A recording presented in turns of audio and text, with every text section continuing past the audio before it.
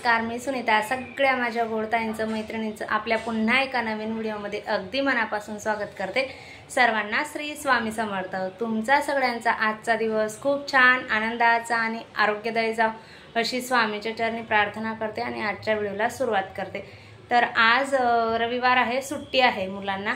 तर म्हटलं चला कुठेतरी ना घेऊन जाते बिर्ला मंदिरात. आणि माझी एक मैत्रीण पण आहे, तर ती इथं कल्याणमध्ये आता नवीनच आहे. म्हटलं चला, लहानपणाची मैत्रीण आहे, तर तिला म्हटलं आता जायला तर कुठे आपण लांब वगैरे एकटी कधीच जात नाही मी.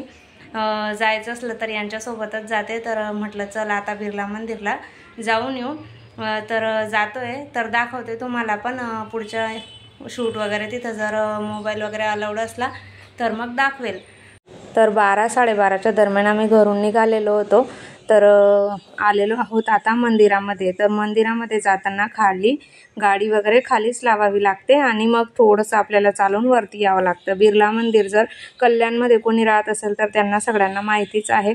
वर गाड्या वगैरे लावण्यासाठी जागा नसल्यामुळे खाली हायवे आहे. हायवेवरती आपल्याला तिथेच गाडी लावली तर काही हरकत नाही, लावून आपण वरती जाऊ शकतो. आणि मस्त छान बघण्यासारखं ठिकाण आहे, खूप छान आहे. खूप वर्ष आधीचं जुनं मंदिर आहे, मस्त आहे. आधी आम्ही महारडगावला इथं राहायची ना, तर मग आम्ही दर शुक्रवारी शनिवारी आठवड्यातून एकदा दोनदा या मंदिरात येतच होतो. बरीचशी लोक इथं म्हणजे सतत नेहमी येतच राहतात बघण्यासाठी. जर कोणी आलं ना, गावावरून जरी आलं तरी या मंदिरामध्ये येतात. बरंचसं म्हणजे प्रसिद्ध असं मंदिर आहे. तर आणि इथं विठ्ठल रुक्मिणीची मूर्ती वगैरे आहे आतमध्ये, आणि लक्ष्मीनारायण आणि भवानी माता अशा देवांच्या इथं मूर्त्या असतात. जर आषाढी एकादशीला तर या मंदिरामध्ये प्रचंड गर्दी असते. दूरदूरवरून म्हणजे लोक भाविक या मंदिरामध्ये येतात दर्शनासाठी विठ्ठल रुक्मिणीच्या. तर जे कोणी कल्याणमध्ये वगैरे राहत असेल त्यांच्यासाठी सांगते की बिर्ला गेटला हे मंदिर आहे. तर बिर्ला मंदिर म्हणून विठ्ठल रुक्मिणी, आणि खूप लोक येत राहतात. मुरबाड हायवेला आहे मंदिर. तर मस्त आहे. इथं आम्ही वरती ज्या मूर्त्या आहेत ना त्या दाखवत होतो. मूर्त्यांवरती नावं दिलेली आहेत सगळी. दर्शन वगैरे झाल्यानंतर मग आम्ही तिथं थोडा वेळ बसलो खाली. खूप छान निवांत असं वाटतं, मस्त ठिकाण आहे. आणि बाहेरचा परिसर तर इतका बघण्यासारखा आणि निसर्गरम्य आहे. आणि वरून तुम्ही सगळं काही बघू शकतात. म्हणजे उंचावरती मंदिर असल्यामुळे आजूबाजूचं सगळं आपल्याला तिथून वरून दिसतं. तर छान आहे खूप. आणि मी आणि माझी मैत्रीण आम्ही इथं आलेलो होतो मंदिरामध्ये. अख्खा दिवस मुलांनी खूप एन्जॉय केला, खूप फिरलो. पण ऊन होतं त्या दिवशी भरपूर, पण वातावरण थंड असल्यामुळे इतकं काही वाटलं नाही. आणि मग मंदिराच्या खालीच एक गार्डन आहे मुलांना बघण्यासाठी, फिरण्यासाठी. भरपूर लोक इथे येत राहतात. खूप थंड वातावरण वाटतं इथं गार्डनमध्ये. गार्डन आता 8-9 वर्ष आधीच बनलेलं आहे वाटतं. अगोदर गार्डन वगैरे नव्हतं, पण आता बनलेलं आहे. 9-10 वर्ष अगोदर बनलेलं असेल, पण मंदिर मात्र आधीचं आहे.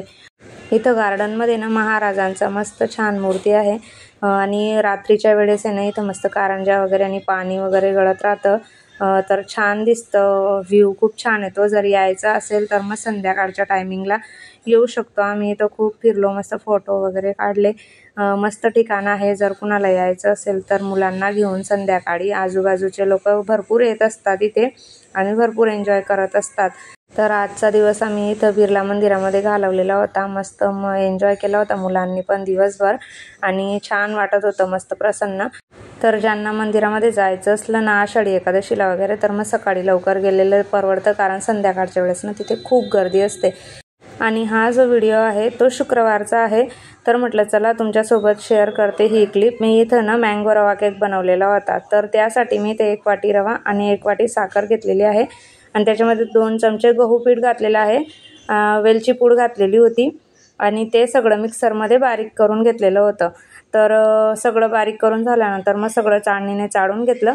आणि इथे 1 वाटी आंब्याचा गर मी काढून घेतलेला होता. तो आता मिक्सरच्या भांड्यामध्ये पाणी किंवा दूध काहीच न घालता मिक्सरमध्ये फिरवून घेतला. आणि आता मिक्सरमध्ये जो रवा, साखर वगैरे त्याचं प्रीमिक्स तयार केलेलं होतं त्याच्यामध्ये सगळा गर काढून घेतलेला आहे. आणि आता रवीने मी हे सगळं आता मिक्स करून घेणार आहे. अगोदर दूध वगैरे काहीच नाही घालायचं. अगोदर जो गर घातलेला होता त्याच्यामध्येच आपल्याला सगळं जे प्रीमिक्स आहे ते मिक्स करून घ्यायचं आहे. व्यवस्थित सगळं मिक्स झाल्यानंतर मग मी त्याच्यामध्ये नॉर्मल रूम टेम्परेचरचं दूध घेतलेलं होतं, ते अर्धी वाटी दूध मी याच्यात घातलेलं होतं. हळूहळू लागेल तसं घालायचं, एकदाच घालायचं नाही, म्हणजे आपलं जे बॅटर आहे ते पातळ नाही होणार. जेणेकरून सगळं बॅटर व्यवस्थित मिक्स झाल्यानंतर मी याच्यामध्ये 4 चमचे तूप घातलेलं आहे. तूप मी थोडंसं तापवून घेतलं होतं, कारण तूप जे होतं ते घट्ट होतं माझं, म्हणून मग थोडंसं नॉर्मल तापवून घेतलं आणि त्याच्यामध्ये घातलेलं आहे तूप, जेणेकरून आपला जो केक आहे तो आपल्याला खाताना घशामध्ये अटकणार नाही, छान सॉफ्ट होईल. म्हणून आता ते जे बॅटर होते ते 15 मिनटं मुरण्यासाठी ठेवून दिलेलं आहे आणि 5 मिनटं बाकी असताना मग मी कढई जी होती ती तापवायला ठेवलेली होती गॅसवर, गॅस फास्ट करून. तर त्याच्यामध्ये मीठ घातलेलं आहे मी. आता 5 मिनटं बाकी होते, कढई तापत आहे तोवर मग मी ते टुटी फ्रुटी घेतलेली होती, त्याच्यामध्ये थोडंसं गहू पीठ घातलेलं आहे आणि ते व्यवस्थित असं मिक्स करून घेतलं, जेणेकरून ती केकमध्ये मिक्स करताना व्यवस्थित अशी मिक्स होईल म्हणून. तर आता इथे अर्धा चमचा बेकिंग पावडर आणि अर्धा चमचा बेकिंग सोडा घेतलेला आहे, व्यवस्थित असं मिक्स करून घेतलेलं आहे. ज्या टायमिंगला आपल्याला केक भांड्यामध्ये टाकायचा आहे डब्यामध्ये, तर त्यावेळेसच मग बेकिंग सोडा आणि बेकिंग पावडर घालायची. आता याच्यामध्ये टुटी फ्रुटी घालत आहे मी आणि व्यवस्थित परत पुन्हा एकदा मिक्स करून घेतलं. आणि आपला ज्याच्यामध्ये आपल्याला टीन आहे केकचं किंवा डब्बा असेल, तर मग त्याच्यामध्ये मी थोडंसं तेल लावून घेतलं आणि नंतर मग माझं लक्षात आलं तर माझ्याकडे बटर पेपर होता, मग मी त्याच्यामध्ये बटर पेपर टाकलेला आहे. तुमच्याकडे असेल तर टाका, नाही तर तेल वगैरे लावून घेतलं तरी पण चालेल. तर आता केकचं सगळं जे बॅटर आहे ते 15 ते 20 मिनटं छान मुरलेलं होतं. मग आता डब्यामध्ये मी हे सगळं बॅटर जे आहे ते काढून घेत आहे. तोपर्यंत आपली कढई पण छान तापलेली होती, 5 मिनटं झालेले होते कढई तापून ठेवायला. आता याच्यामध्ये गार्निशिंगसाठी थोडीफार मी टुटी फ्रुटी जी होती ती शिल्लक ठेवलेली होती, ती याच्यावरून घालत आहे. तुम्हाला काजू बदाम वगैरे काही घालायचं असेल ते पण घालू शकतात, पण मी फक्त टुटी फ्रुटी घातलेली होती, ती छान लागते. तर आता बॅटर घातलेला डब्बा आहे तो 2 ते 3 वेळेस असा टॅप करून घ्यायचा, म्हणजे जेणेकरून एअर वगैरे जी असते खाली ती निघून जाईल. आता कढई जी होती ती छान प्री हीट झालेली होती. आता डब्बा जो आहे तो त्याच्यामध्ये ठेवून देते आणि वरून झाकण ठेवून देते. आणि वरून झाकण ठेवल्यानंतर त्याच्यावरती काहीतरी वजन वगैरे ठेवलं तरी चालेल, आणि पॅक झाकण जर बसत असेल तर मग काही हरकत नाही. आता त्याच्यावरती वजन मी पाटलं वगैरे ठेवून दिलेलं होतं, म्हणजे त्याच्यातली जी वाफ आहे ती बाहेर निघणार नाही. आणि मग अर्धा ते पाऊण तास लागतोच केक बनण्यासाठी. पाऊण तासानंतर एकदा चेक करून बघा, जर केक झाला असेल तर मग काढा, नसेल झालेला तर मग परत पुन्हा 5 ते 10 मिनटं परत केक बेक करण्यासाठी ठेवून द्या. केक तयार झालेला होता, मग मी त्याला खाली उतरवून घेतला आणि झाकण ठेवून थंड होईपर्यंत तसंच ठेवलं, म्हणजे केक जो आहे तो छान मऊ होईल म्हणून. तर 15 ते 20 मिनटानंतर केक छान थंड झालेला होता. मग आजूबाजूच्या कडेने मी असं सुरीने व्यवस्थित असं हे करून घेतलं, कारण हा डब्बा आहे कुकरचा, तर मग त्याला मध्ये जागा आहे म्हणून मग एकदा चाकूने त्याला चहूबाजूंनी काढून घेतला. बघा तुम्ही, अजिबात चिटकलेलं, कारण बटर पेपर घातल्यामुळे तो डब्याला वगैरे अजिबात चिटकत नाही. आता बटर पेपर काढून घेते. मस्त छान असा केक तयार झालेला होता.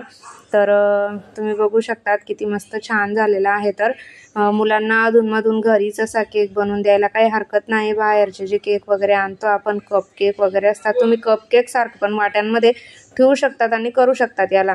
तर पण मला खास बनवायचा होता म्हणून मग मी अशा पद्धतीने केलेला होता. तर तुम्हाला जर कप केक बनवायचा असेल तर तुम्ही वाट्यांमध्ये ठेवून बनवू शकतात. तर बघू शकतात किती मस्त छान असा केक माझा इथे बनवून झालेला होता मँगोचा. तर नेहमीप्रमाणे तुम्ही जर व्हिडिओ खरंच पहिल्यांदा बघत असाल तर प्लीज आपल्या चॅनलला सबस्क्राईब करा. व्हिडिओ आवडला असेल तर लाईक करा, शेअर करा आणि आपले असेच नवनवीन रोज येणारे व्हिडिओ बघत राहा.